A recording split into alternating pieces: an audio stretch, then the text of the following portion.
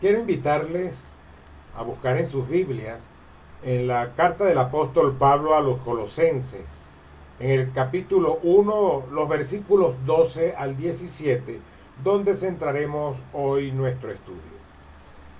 Hoy vamos a conversar acerca de la preeminencia de Cristo, o sea, del privilegio, de la excelencia, de la superioridad, de la divinidad de nuestro Señor Jesucristo. Recordemos que el apóstol Pablo estaba encarcelado en Roma cuando escribió esta carta aproximadamente entre los años 60 al 64 después de Jesucristo, mientras él estaba esperando el ser juzgado. Acá el apóstol Pablo combate las doctrinas equivocadas de una filosofía que estaba en su estado inicial, incipiente, conocida como el gnosticismo. Según los gnósticos, doctrina que fue desarrollada años más adelante, el Dios creador no es el mismo Dios verdadero. El Dios creador era un Dios muy distante, inaccesible, y entre este Dios y el hombre podían existir una cantidad de emanaciones, unas 40 o más emanaciones, siendo una de ellas, el último, el más bajo, lo que ellos llamaron el demiurgo, que era el creador. Y no solo a eso, sino que era contrario, ajeno y distante del Dios creador. Son dos disparates que saca la gente, pero esa doctrina se estaba infiltrando, o se había infiltrado en la iglesia allá en Colosa. Para ellos entonces el creador era una emanación, era hostil e ignoraba al Dios creador. Por eso Pablo insiste en que Dios creó el mundo, que Jesucristo es el creador y que el cual es el agente de la creación. Los gnósticos insistían que Jesucristo era una de esas tantas emanaciones de Dios, pero Pablo nos lo presenta en sus escritos como absolutamente único y con la plenitud de Dios en él, siendo el mismo Dios. Ellos negaban la humanidad de Jesucristo. Ellos decían que Jesucristo era una especie de espíritu, que cuando él caminaba no dejaba huellas marcadas, porque él era, que era un espíritu. Pero Pablo nos afirma que Jesucristo no solamente es Dios santo, perfecto, sino que está en un perfecto cuerpo humano. Así que había una perfecta unión entre ese Dios santo y ese cuerpo humano que llegó a tener como habitación en ese tiempo que él estuvo acá en la tierra. Los gnósticos también predicaban que la salvación era solo para un grupo limitado. No sé por qué me hace pensar en doctrinas similares que pueden andar transitando en el mundo cristiano, que a diferencia es que ellos creían que para poder ser salvo tenían que tener un conocimiento especial, un nivel espiritual superior, o sea que ese grupo de escogido, de salvación, limitado, era un grupo de aristócratas intelectuales. Pero el apóstol Pablo nos enseña que la salvación es para todos. De ese todos, unos aceptan y se benefician de ella, son escogidos, otros rechazan y son apartados y van a la condenación. Revisemos entonces. Versículos 12 al 14, encontramos las acciones de gracia del apóstol Pablo por los beneficios recibidos de parte de nuestro Señor Jesucristo. Y dice el versículo 12 que Él nos hizo aptos para participar de la herencia de los santos en luz. O sea que es el privilegio que se nos ha concedido de poder participar de la herencia del pueblo escogido de Dios. Recordemos que en el Antiguo Testamento el pueblo escogido de Dios era el pueblo de Israel. Pero el pueblo de Israel vivió de una manera obstinada y todavía hoy vive de una manera obstinada, separada de Dios, distante de las cosas de Dios, sin aceptar a Jesucristo como el Mesías prometido, de espaldas a Jesús. Y entonces, a través de Jesucristo, se crea el pueblo de Dios, el nuevo Israel, al cual pertenecemos los cristianos, aquellos, no cristianos porque nos hayan bautizado de niños, no, eso no hace nada. Son 4 gotas de agua que te echaron en la cabeza y de broma serviría para servirte los 4 pelos que tenías allí. Sino, ser cristiano es haber recibido a Jesucristo en tu vida como Señor y Salvador, servirle a Él, obedecerle a Él y estar dispuesto a hacer la voluntad de Dios. Ahora, este privilegio de hacernos pueblo escogido concuerda con la tarea del llamado que Dios le hizo a Pablo allá cuando lo llamó, que él iba en el camino a Damasco.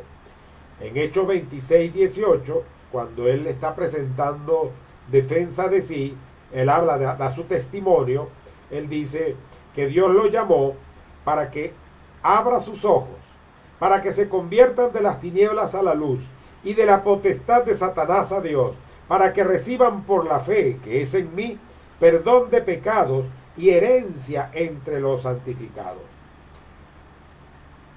En esa participación de la herencia de los santos en luz, nosotros hemos sido trasladados al reino de su amado Hijo. Así que nos sacó de un ambiente en el cual estábamos nosotros acostumbrados a vivir en delitos, en pecados, en cosas tal vez aberrantes, como si fuera algo normal en nuestra vida, con unos patrones morales muy marcados por lo que diga la sociedad, pero puede ser muy distante a lo que puede enseñar la Biblia, y llevarnos entonces a su propio reino y a su propio poder. Ahora, esto es un traslado y es un rescate, como nos dice el versículo 13. Es un traslado de las tinieblas a la luz, un traslado de las sombras y de la ignorancia a la claridad, al conocimiento, a la inteligencia y a la sabiduría que Dios solamente nos da. Un traslado de la esclavitud, un rescate de la esclavitud a la libertad, librados de la autoridad de las tinieblas para pasar a estar bajo la autoridad del Salvador de Jesucristo. Sin Dios somos esclavos de Satanás. Sin Cristo en nuestras vidas somos esclavos de Satanás, esclavos de las cosas de este mundo y aún esclavos de nuestro propio yo, de nuestra propia naturaleza baja y pecaminosa. Somos esclavos del pecado y esclavos de la impotencia para salir de él. Así que es un traslado de la condenación al perdón. Solo por la obra de Jesucristo descubrimos el amor de Dios y el perdón para nuestras vidas. Es un traslado del poder de Satanás al poder de Dios.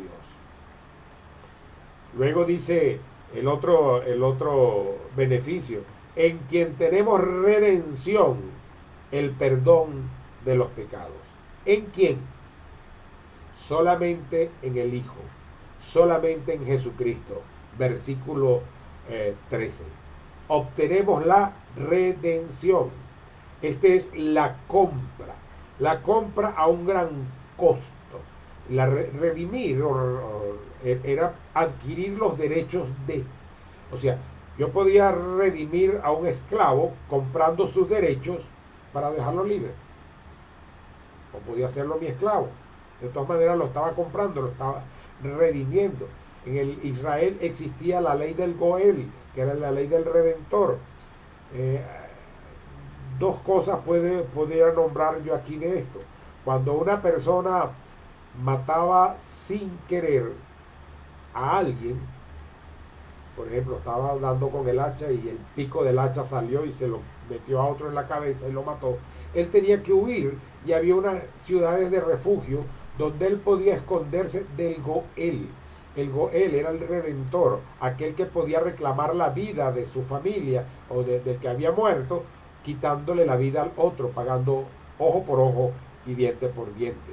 También encontramos en el libro de Ruth que la figura del Goel se manifiesta porque Ruth había quedado viuda y sin hijos. Entonces, la redención era que ella pudiera ser madre y pudiera levantar herencia al difunto que no dejó hijos. Pero para esto se requería el familiar más cercano. En este caso fue Boaz quien la rescató. Fue el redentor. Y el primer hijo que ella tuvo, pues dice que fue entregado a Noemí para que ella lo tuviera como suyo. Así que redimir es comprar a un gran costo. Jesucristo allá en la cruz del Calvario, él dijo, consumado es. Había pagado el precio del rescate de nuestras vidas allá en la cruz del Calvario. Un rescate, una libertad, una liberación plena. Y si el Hijo os libertare, seréis verdaderamente libres. Esto es restauración, y no solamente restauración, sino habilitación para la vida apropiada, adecuada, santa que el Señor requiere para nosotros. Estos son todos motivos para agradar a Dios y para agradecerle a Dios por lo que Él ha hecho por nosotros, para nosotros, a través de Jesucristo. En los versículos 15 al 19 se nos presenta lo que Jesucristo es. Ya vimos que en el versículo 14 Él es el Redentor, el que compra nuestras vidas al precio de su sangre derramada en la cruz. Pero si nosotros queremos ir a Él. Pero dice el versículo 15 que Él es la imagen del Dios invisible. La imagen, la impresión exacta. Es una representación perfecta y suficiente de Dios. Jesucristo es la perfecta manifestación de Dios, es lo que estaba diciendo Pablo. Acuérdense que los gnósticos decían que Él era un eón, una emanación de Dios y podía estar quién sabe dónde regada por allí. Así que Jesucristo es la perfecta representación y manifestación de Dios. Jesucristo representa perfectamente a Dios y lo manifiesta a los hombres con toda perfección.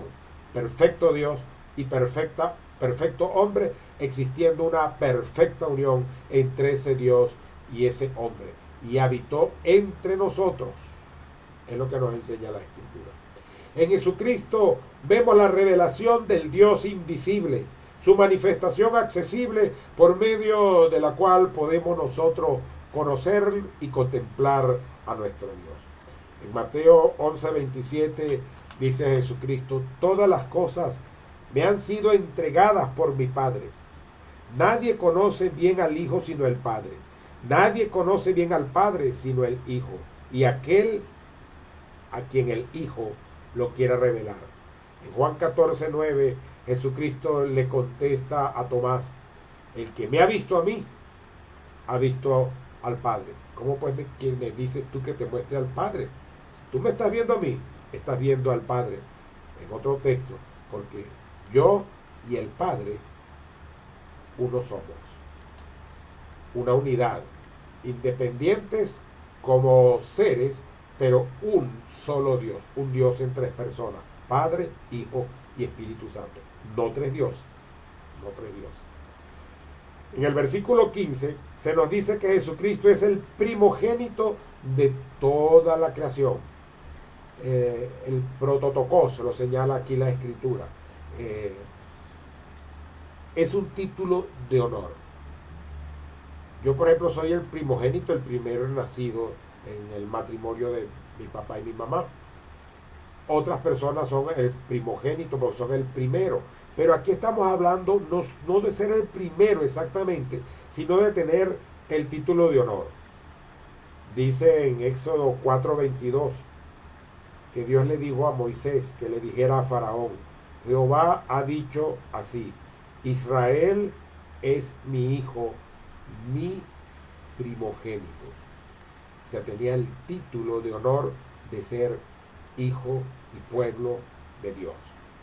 Sin embargo, nosotros encontramos, por ejemplo, un ejemplo, unos gemelos.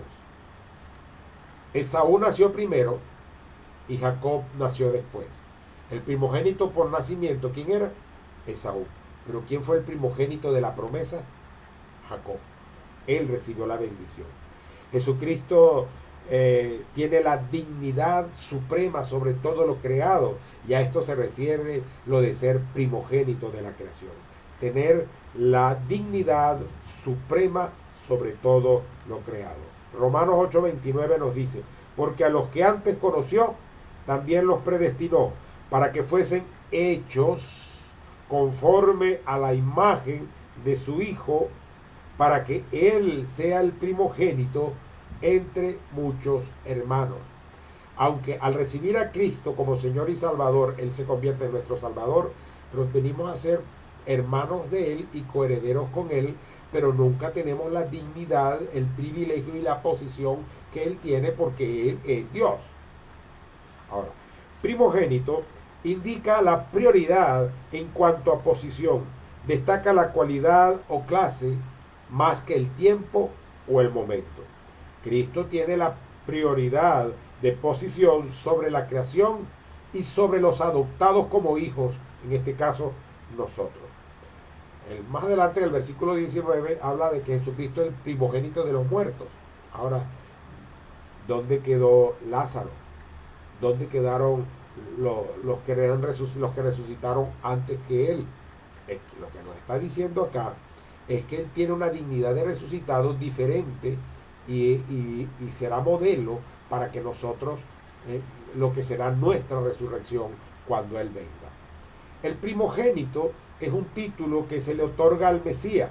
Según el Salmo 89, el versículo 27, dice: yo también le pondré por primogénito, el más excelso de los reyes de la tierra. El versículo 16 nos dice que Jesucristo es creador, es creador. En Él fueron creadas todas las cosas. Y más adelante dice: por Él fueron creadas y para Él fueron creadas. En el versículo 16, Él es el creador. En Él, por Él y para Él. Ese en Él indica que la potencia creadora se encuentra en el Hijo de Dios, y designa al mismo tiempo la obra y la persona que la realiza, la mediación y el agente. Jesucristo es creador. Luego dice: por Él fueron creadas. Entonces, ahí expresa su acción creadora, en la causa instrumental de la creación. El agente de Dios en la creación es el mismo Hijo de Dios. Fíjense que cuando se habla en el Génesis, de crear al hombre, dice: hagamos al hombre a nuestra imagen y a nuestra semejanza. ¿Quiénes son esos hagamos? ¿Quién es esa pluralidad de Dios? Que en el versículo 1 del Génesis dice: en el principio creó Dios, pero usa la palabra Elohim, que es una pluralidad, porque implica que en Dios hay una pluralidad: Padre, Hijo y Espíritu Santo.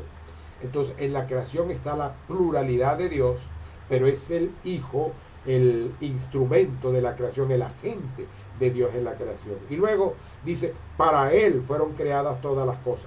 Toda la creación fue hecha para hacer gloria del Hijo. El mundo fue creado para que le pertenezca al Hijo de Dios. Por eso, cuando dice que en Jesucristo reconcilia el mundo, reconcilia la creación, es porque a Adán se le había dado una posición de privilegio que perdió cuando él cae y la adquiere Satanás. Por eso Satanás, cuando tienta a Jesús allá en el desierto y lo lleva al pináculo del templo, le dijo: mira los reinos, te los daré si me adoras, porque tenía esa potestad. Pero al Jesucristo haber vencido a Satanás en la cruz, y haber resucitado, y haber ido a los espíritus encadenados a mostrar su victoria, Él entonces recupera lo que el hombre había perdido, lo que Dios había creado para el hombre, y Él vuelve las cosas a la originalidad, porque para Él fue creada esta creación, este universo, todo lo que existe.